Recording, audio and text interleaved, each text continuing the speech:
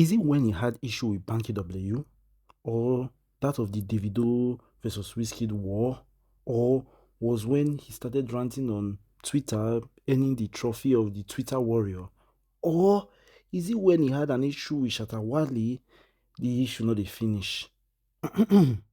Anyways, let's just start from the beginning. It's not easy to be a mainstream global figure in the music industry for over 15 years, and this is what WIZKID has been able to pull out quite easily. WIZKID is a globalized brand, selling out arenas in countries you might have never heard of. He started as just a young boy from Ojo Elegba with a dream of becoming a mainstream artist one time in his life, but just as how he started over 15 years ago, he is now one of the most recognized brands in the whole of the world when it comes to Afrobeats. WIZKID went from a small boy to a big boy, and now he can boastfully say he's one of the greatest to have ever touched the mic when it comes to being a performer, an artist in the world of music in general. In his race to the top, though complicated in some ways, he has also amassed over $50 million as net worth. With his gift came riches. He is also one of the most awarded African artists of all time. He also has a Grammy to his name as well. But all these praises and accolades didn't come with his fair share of scandals. Some of these scandals even were part of the main reasons that projected him to the top that he is today. Like one of his major and most prominent scandals till date is part of the song that he sampled, Girl, by a Korean artist named Seven. Every time I turn around, the girls be looking at me. I got you looking at me. Which was initially released in 2009, but in 2011, WIZKID sampled that particular sound and released his own song, the known Holla to Your Boy, that eventually blown him into mainstream today. Now you can understand how some scandals can eventually be God sent that pushes you to the top, because the WIZKID that we know today is a product of a sampled track. And this is one of the scandals that we'll be talking about today when it comes to him being known for sampling songs. Anyways, just sit back, relax, while we break down all of the major scandals that WIZKID has been in, especially the scandals that eventually projected him to the top. Please guys, subscribe to the channel. I am still in my mama's crib so that I can move out. Now let's get back to the video. This is one of the biggest and most significant mentor slash protege story in African music industry. It started well, but after fame, it broke rather poorly. Banky W signed WIZKID into his record label EME in the year 2009 when he met him in a studio where he worked as a backup artist and a hype man as well.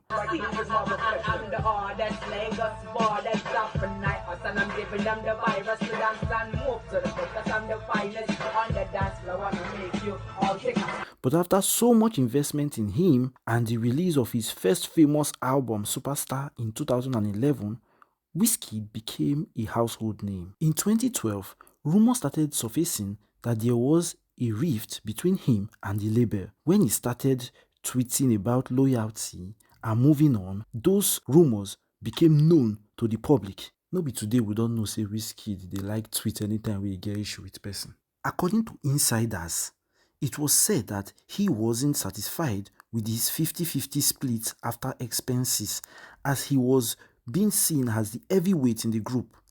This is a common thing for new artists after making fame. Note that at this particular time, he was still receiving only 25% after management and label had taken their cut.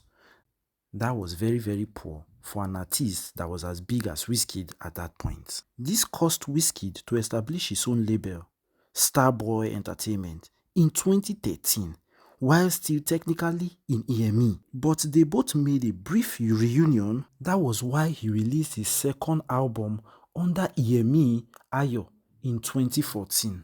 It was after the release of Ayo, his second studio album, that he officially departed EME to set himself up as a Starboy Entertainment boss. In an interview with Ebuka in 2022, Banky W revealed that WIZKID had a contract for 5 albums, but he just permitted him to leave after producing just 2 albums. Banky W was a rather nice guy to him because most other managers or most other heads of different labels will never allow the artist go. Ask Kiss Daniel what he had to pass through just to get out of his former music label.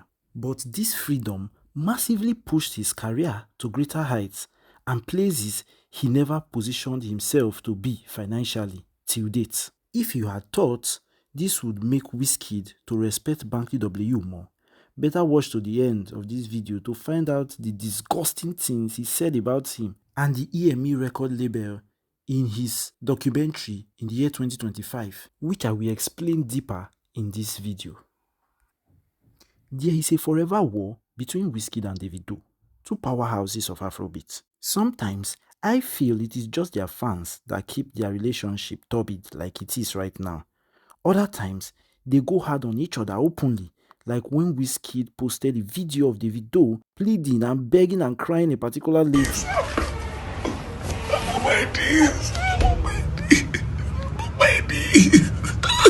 That was very, very disgraceful and made me realize that even the stars are as guilty as their fans in pushing this forever war. The origin of this war between them both isn't due to a specific event. I see it as a combination of a professional rivalry, fan comparison, and social media jabs. It is just a rat race to the top. Who is going to be the greatest of all time?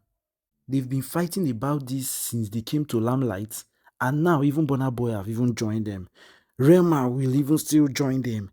So it is never gonna end, and no one is gonna win this race. In 2017, Davido threw jabs at WIZKID, saying that WIZKID's sound was too international, while WIZKID replied by calling him a frog voice. Whoa, that was harsh. Sometimes, WIZKID fans claim that he's more talented than Davido, while Davido fans claim that he is a product of hard work.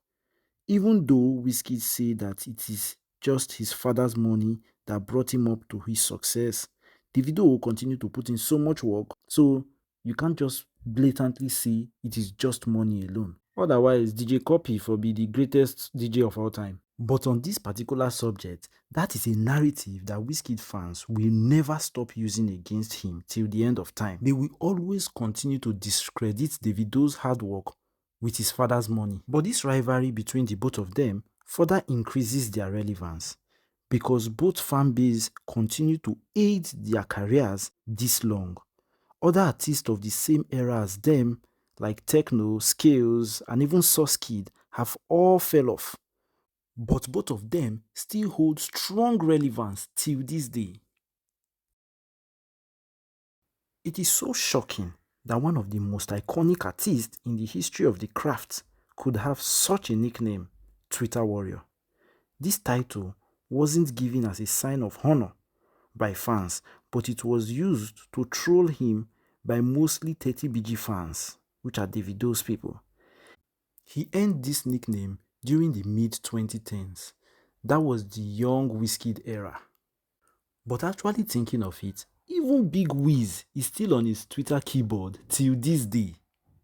In the early days, when he had that innocent face, he avoided physical confrontation and stuck to doing it behind the keyboard, sending cryptic subs at his enemies without naming names.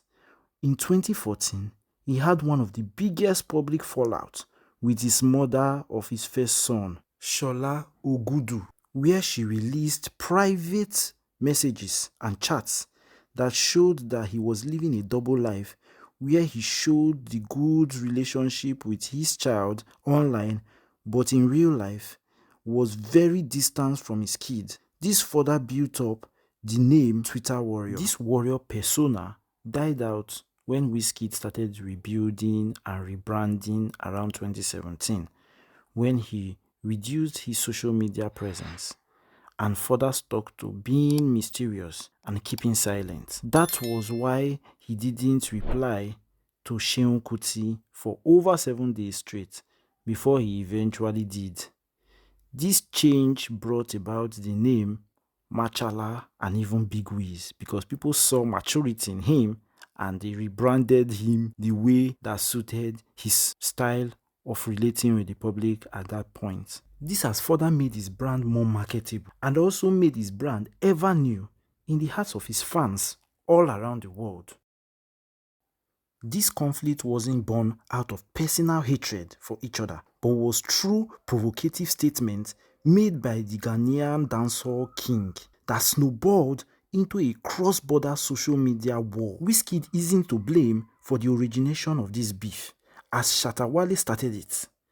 He started it when he went on an interview with a Ghanaian radio station, Kasapa FM, in November of 2017, where he made some damning claims. One of the claims was that he didn't see WIZKID as a superstar and didn't understand why his Ghanaian colleagues were amazed by him. This is a man that could turn a pointless beat to a forever hit, e.g. the Oju Elegba legendary beats, which was rejected by most artists, but when it got to WIZKID, he turned it into a hit. Then his second claim was when he said, "I will not see WIZKID and be stunned. I would rather want him to see me and be amazed. Like for real, my bro. This is so impossible.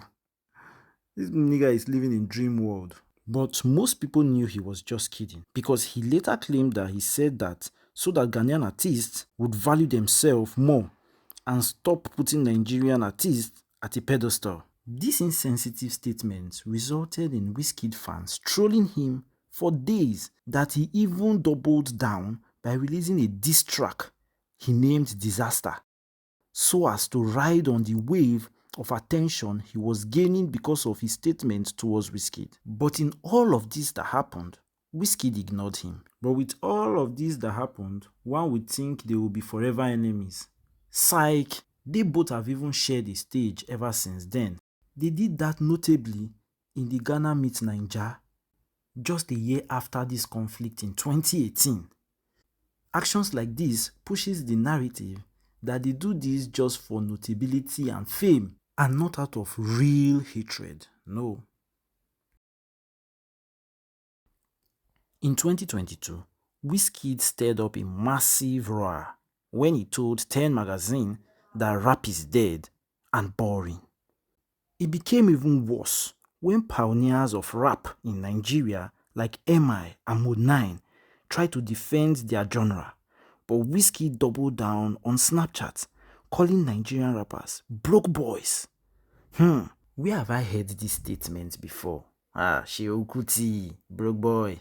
Till this day, no apology has been given by WIZKID, just dead silence. Or is it when he insulted the elders of the industry when Blackface of the Plantation Boys and Tony Tetula of the Remedies accused him of sampling their melody? So when you're registering it and you know that you actually took this sound from a Blackface sound, why don't you say contain samples from Blackface Nigeria's Now, Slow Wine okay, is I Like the Way. okay. So that Wait, Slow Wine by WIZKID should have been,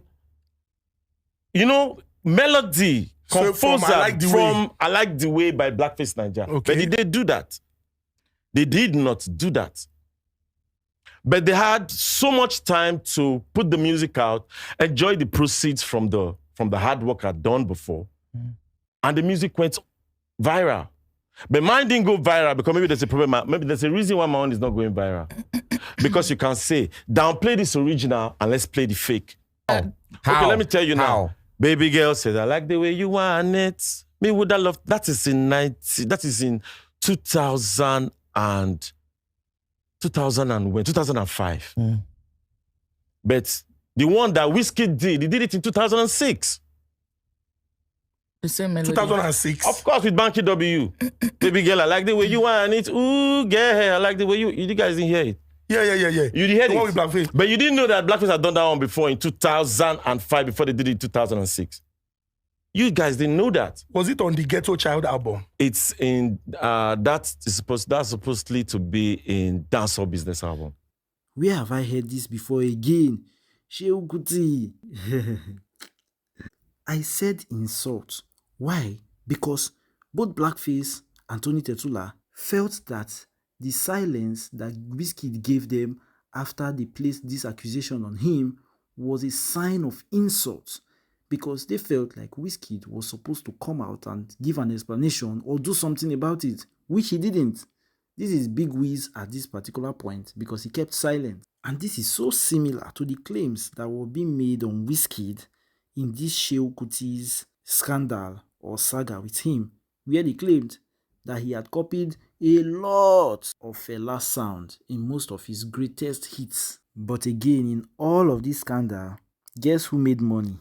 WIZKID. WIZKID always come out at the top because he made money from all the sound that they claimed he copied.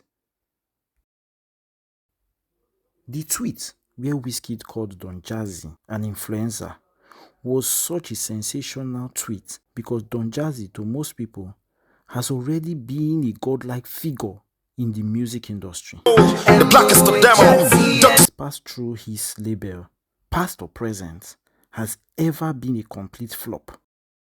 Even K-Switch was dropping hits in the old Mo hits back in the day. So for WIZKID to call him that was like a slap in so many music lovers' faces. But what really happened? In April 2024, Ladipo, a rapper signed to Don Jazzy's record label Marvin, posted a tweet that many felt was a subtle jab at WIZKID's claim that rap was dead statement. Ladipo was pointing at the fact that rappers survived that period that he said that stuff, and it's singers who were struggling at that particular time when he made that tweet. So when WIZKID FC dropped that tweet at the floor of their king WIZKID to respond, the usual old Twitter warrior WIZKID came back alive, responding saying, LOL, never chatting to someone signed to an influencer.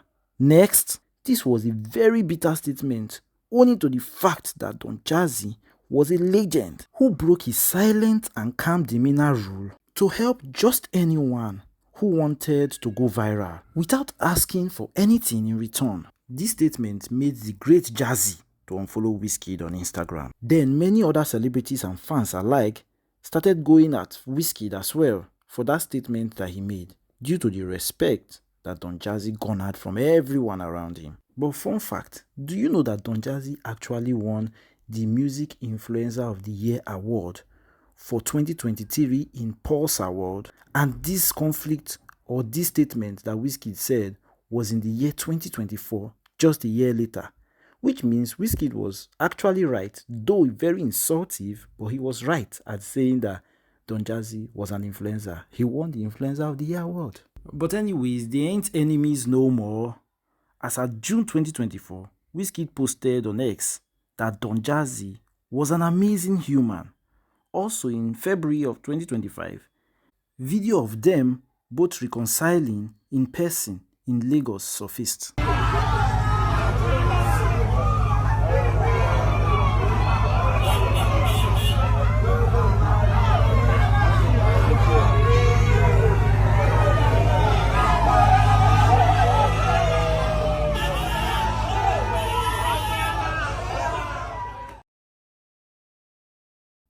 This particular scandal was due to his HBO documentary in 2025, which is a relatively recent scandal. And do not forget that WIZKID was 35 years old when this documentary was out, which shows that he isn't taking a break when it comes to having or starting scandals. And also, Banky W no longer is in the music scene anymore, as he is even a clergyman now and don't want no smokes anymore. But WIZKID keeps rekindling old flames and digging out debts. On this documentary, which reflects his rise to stardom, WIZKID stated, "There was no blueprint for me. I had to build a structure for myself." This statement was both right and wrong, because he actually had a lot of mentors to guide him back then. Examples like P-Square, Tubaba, and even his close friend Wandiko. But also, we all know that after WIZKID went global, his style and his vocals, everyone started copying those, and they started mimicking him in music. It was like he created a bunch of new WIZKID'S because everybody started sounding alike, especially in that era. But even at that, some things are rather being kept in the dark. But I guess WIZKID don't see things the way I do.